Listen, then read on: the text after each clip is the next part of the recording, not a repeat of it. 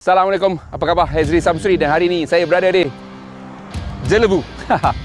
Bersama dengan kita ialah King baru kita ini, iaitu Myvi generasi ketiga varian facelift.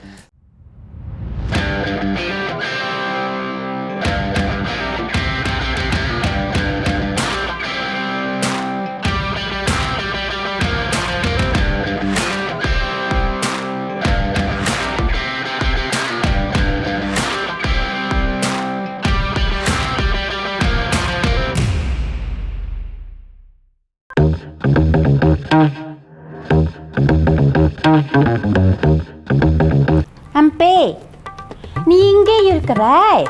You pergi mana? You cakap dengan betul-betul. Ya, on the way. You cakap dengan betul-betul. You tipu dengan I kan? You ada girlfriend lain You on the way, tak sabar-sabar dah berapa jam I tunggu. You memang suka dengan... Sekejap, baby, sekejap. 2-3 kucing berlari. I on the way, baby. Sudahlah, you hambek dia berkecai floor ni yang you bagi atas heran.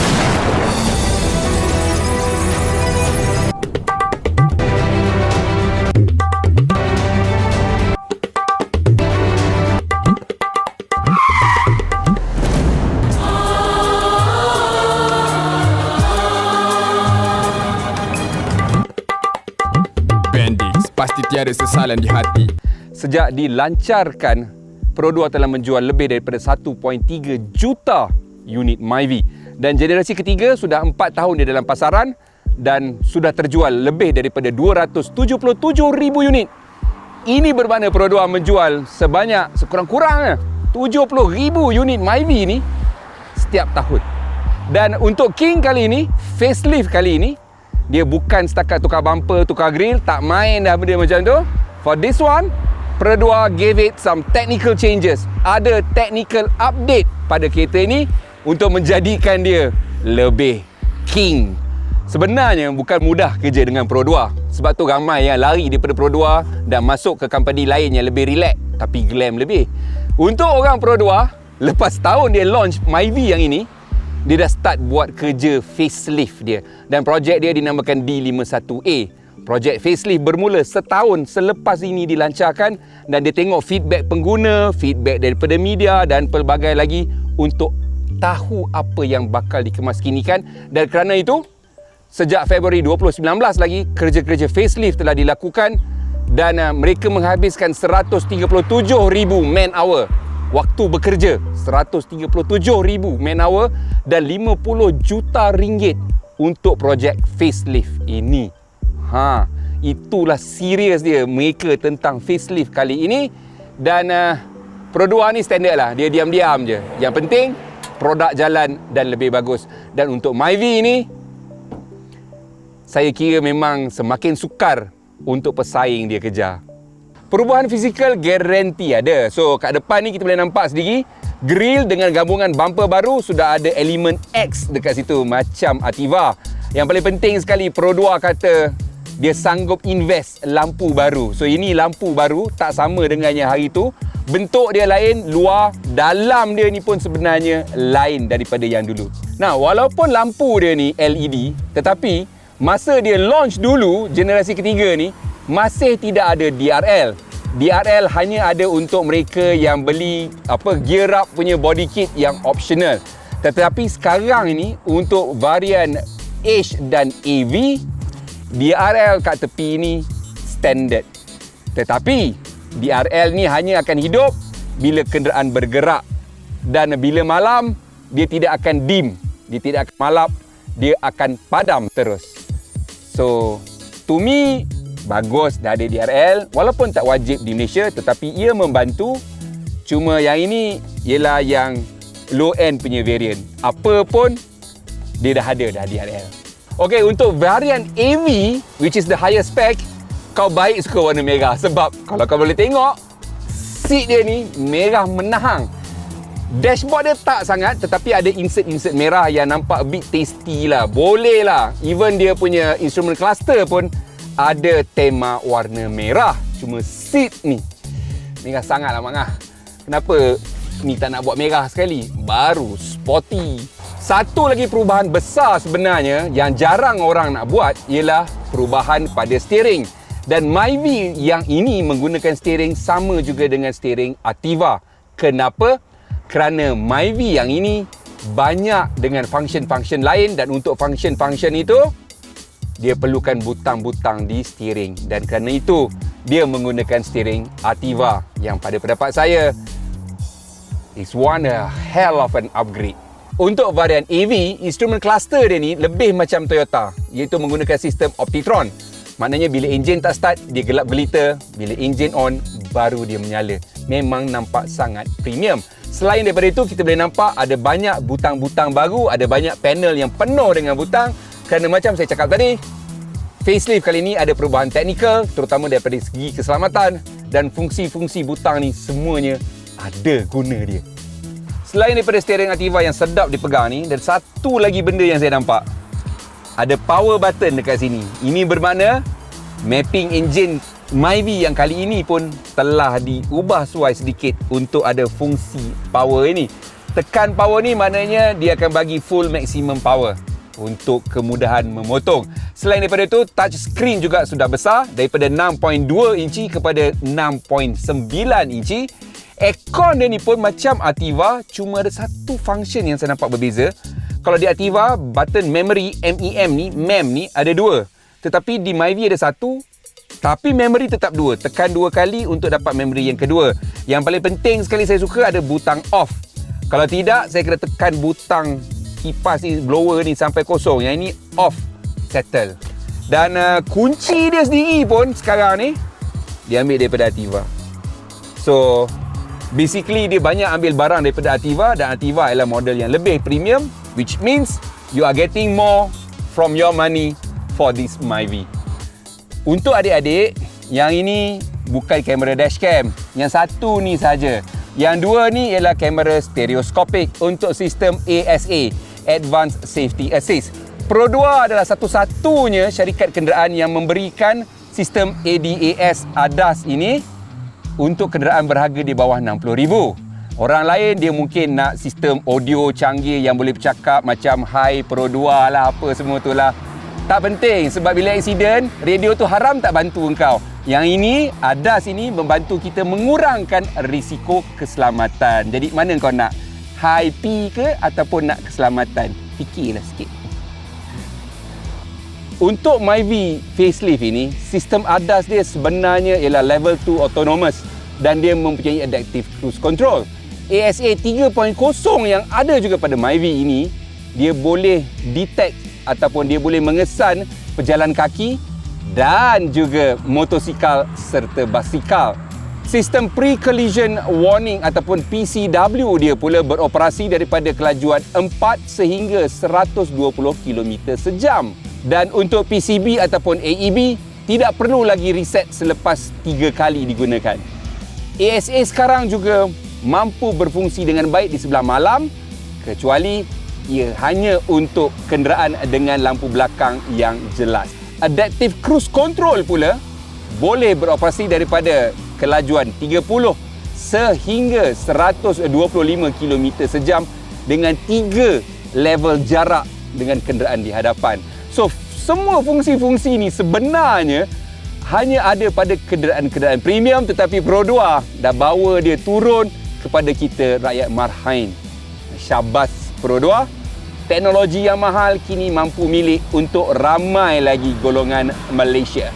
Fungsi-fungsi yang kekal ada, fungsi-fungsi lain kekal ada, contohnya auto high beam dan juga beg udara. Untuk varian AV dengan H ada 6 dan untuk yang lain 4. Perubahan paling besar pada Myvi Gen 3 facelift ni ialah sebenarnya penggunaan transmisi dia. Dia orang buang keluar transmisi 4 kelajuan automatik dulu dan masukkan DCVT yang sama juga yang digunakan oleh Ativa. So ini satu perubahan teknikal yang sangat besar, a change of the gearbox ya, dan bukan kaleng-kaleng dan bukan murah juga. Dan gearbox ini pula adalah gearbox hybrid yang pertama dalam dunia pun. Kita bagi split CVT, sebabnya ialah daripada pegun ke medium speed dia menggunakan puli CVT, dan selepas itu high speed dia akan masuk ke gear sebenar, nisbah gear sebenar. So dia ada dua, dia ada puli dengan dia ada gear. Sebabnya ialah fuel economy. Ya, dekat higher speed bila masuk ke gear betul tu, dia lebih efficient. So minyak dia turun. Cuma tak macam Ativa, dia tak ada manual mode. Bila CVT tu tak ada manual mode. So kurang sporty dekat situ. Whatever it is, pada pendapat saya tak ada masalah pun.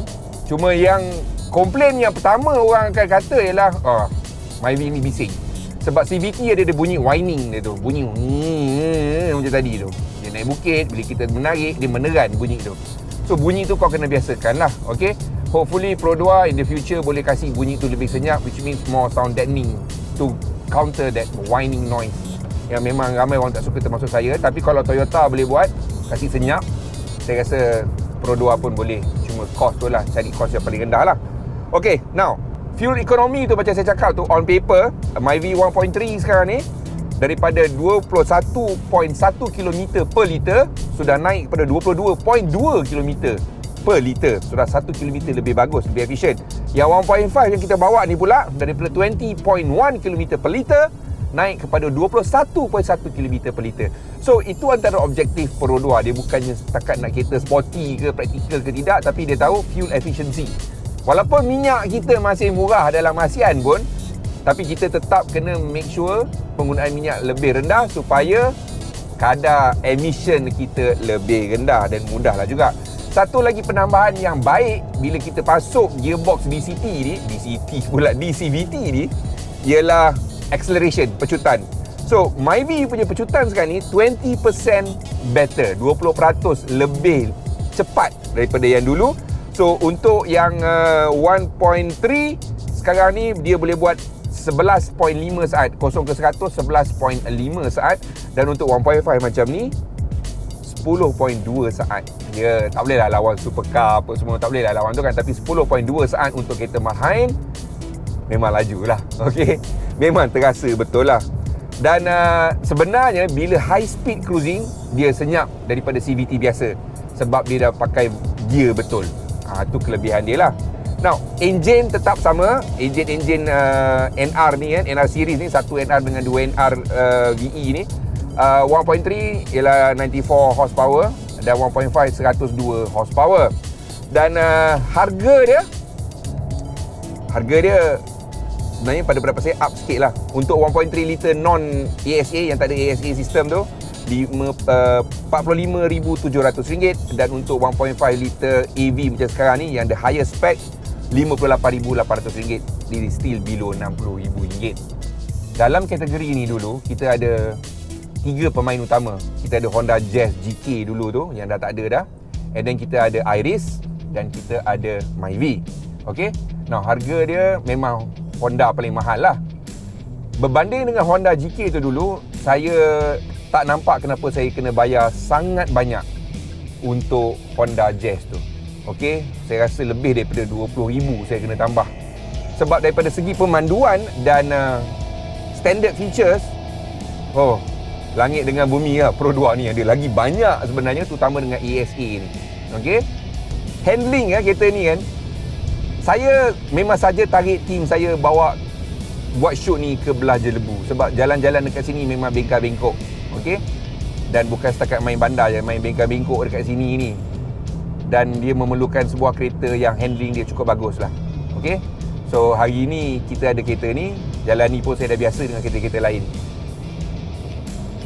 Macam mana saya nak cakap saya faham sekarang ni kenapa budak Myvi yang Gen 3 ni bawa macam setan juga sebab memang handling dia lebih baik daripada dulu lah. Okey, dia punya body roll is well contained, tak teruk. Okey, maintain saja.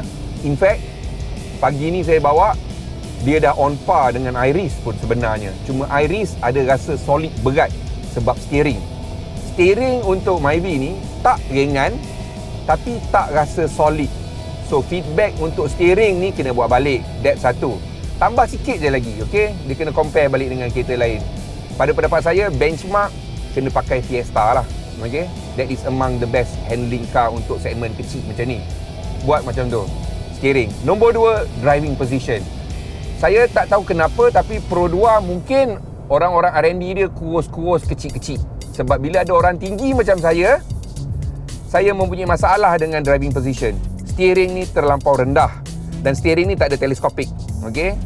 untuk kereta level ni dia tak nak bagi teleskopik, so ada tinggi rendah saja. Masih terlampau rendah, seat terlampau tinggi, jadi saya rasa macam saya bawa sebuah SUV. Nombor 3, tayar lah. Tayar dia okey. Tayar dia memang okey, but it would be better kalau saya tukar dengan tayar yang lebih baik dan lebih premium. Tayar memang satu benda yang pada pendapat saya satu pelaburan yang bijak lah. You can get better cornering action, you can get better braking performance dengan tukar tayar saja.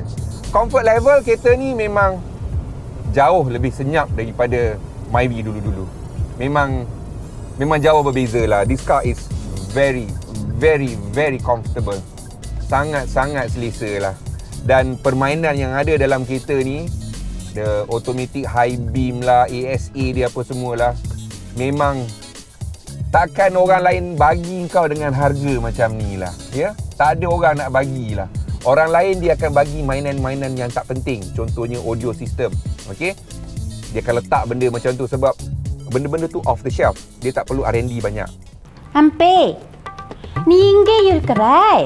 You pergi mana? You cakap dengan betul-betul. Ya, on the way. You cakap dengan betul-betul, you tipu dengan I kan? Dia ada girlfriend lain You on the way tak sabar-sabar dah berapa jam I tunggu. You memang suka dengan... Sekejap, baby, sekejap. 2-3 kucing berlari. I on the way, baby. Sudahlah, you ambil dia berkecai phone ni yang you bagi I tak heran.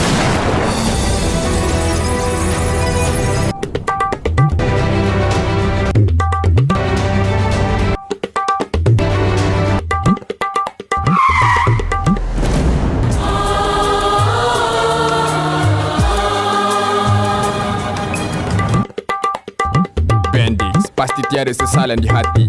Tapi at the end of the day, takkan boleh lawan investment untuk safety. Safety ni bukan boleh dipasang macam tu saja, kena buat R&D betul-betul. Contohnya lane keep assist pada kereta ni. Kereta mana bawah 60,000 bagi kau lane keep assist, lepas tu ada active cruise control.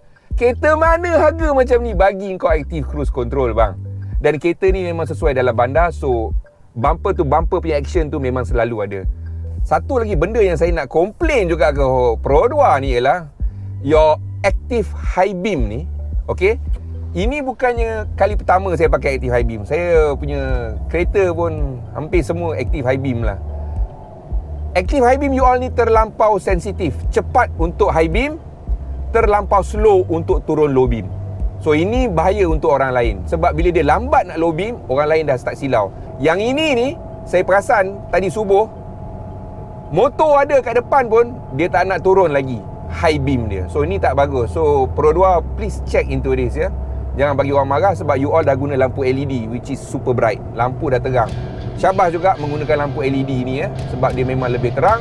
Cuba kalau anda selalu memandu di dalam kawasan kabus, cubalah cari tempat nak pasang spotlight kuning tu, okey? Sebab driving light, fog light kuning tu paling bagus untuk kabus. Saya suka kereta ni. Saya suka kereta ni. Handling dia tu pada saya memang jauh lebih menarik daripada Myvi dulu-dulu lah. Memang berbeza lah daripada Pro 2 mana-mana dululah. Saya rasa the next generation Myvi yang pengganti dia ni akan jadi jauh lebih hebat macam Ativa tu. Alright, I think I need to go for a further drive with this car because I kinda like this car. It's practical. See, nampak? Ada kenderaan depan tadi nak corner, dia dapat detect kenderaan tu slow down, dia dah bagi warning. Okay, so sebagai sebuah kereta baru keluar daripada kilang, Myvi ni daripada 5 bintang saya boleh bagi 4. Satu lagi bintang tu apa dia? The driving position dengan seat kena buat balik. Sekian saja daripada saya, Hazri Samsuri. Sehingga kita berjumpa lagi. Assalamualaikum.